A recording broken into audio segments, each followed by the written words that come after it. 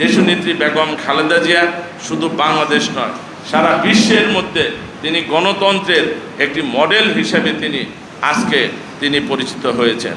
আমি বলতে চাই, আজকে বাংলাদেশ জাতীয়তাবাদী দল বিএনপি যে ভিত্তির উপর দাঁড়িয়েছেন, তার মূল ভিত্তির স্থাপন করেছেন হয়তোবা শহীদ রাষ্ট্রপতি জিয়াউর রহমান, কিন্তু মূল ভিত্তির সত্য যে ভিত্তি সেটাকে তিনি দৃঢ়ভাবে প্রতিস্থাপন করেছেন দেশনেত্রী বেগম খালেদা জিয়া।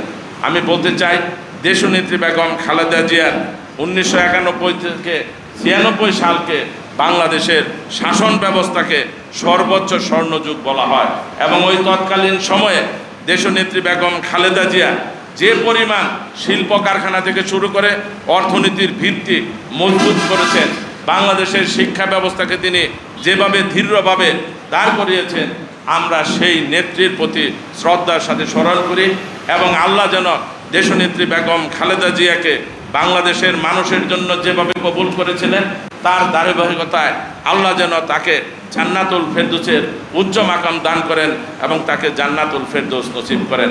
আমরা বলতে চাই, আমরা এমন একটি রাজনৈতিক দলের কর্মী, যে দলের প্রত্যেকটা কর্মী সবসময় এই দেশের মানুষের কল্যাণে সবসময় রাজনীতির সাথে নিয়োজিত থাকেন।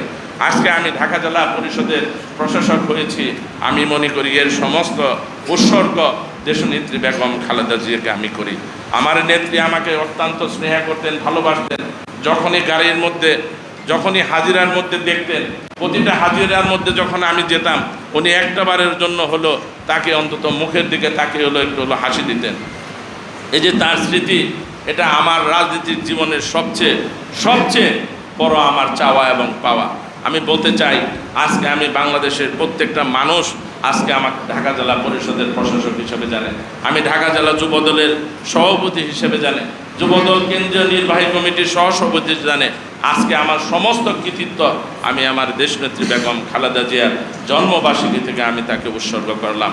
এবং আমি বলতে চাই, আমার জীবন দশায় আমি যেন সবসময় শহীদ রাষ্ট্রপতি জিয়াউর রহমান, দেশনেত্রী বেগম খালেদা জিয়ার যে রাজনীতি যে ভীষণ ছিল, সততা, নিষ্ঠা, আন্তরিকতা, সেটাকে যেন ধারণ করতে পারি, লালন করতে পারি, এবং তার সুযোগ্য উত্তরসূরি আমাদের বাংলাদেশের জাতীয়তাবাদের নেতা জনাব তারেক রহমান, যিনি আজকে বাংলাদেশের জনগণের আশা এবং আকাঙ্ক্ষার মূর্ত প্রতীক হিসাবে আজকে আমাদের মাঝে উপস্থিত।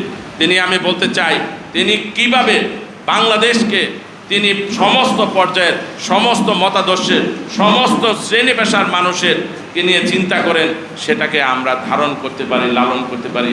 আমাদের মধ্যে মত পার্থক্য থাকবে, মত আদর্শ ভিন্ন থাকবে, কিন্তু আমার নেতা জনাব তারেক রহমান যে কথাটি সবসময় বলেন, তিনি বলেন যে বাংলাদেশকে যদি উন্নয়ন এবং অগ্রযাত্রায় নিয়ে যেতে হয়, সকল মতাদর্শের মানুষকে একটি সেতু বন্ধনের মধ্যে নিয়ে, মেলবন্ধনের মধ্যে নিয়ে এসে আমরা যেন সবাই এক ছাতার নিচে থেকে আমরা বাংলাদেশকে বিনির্মাণ করতে পারি।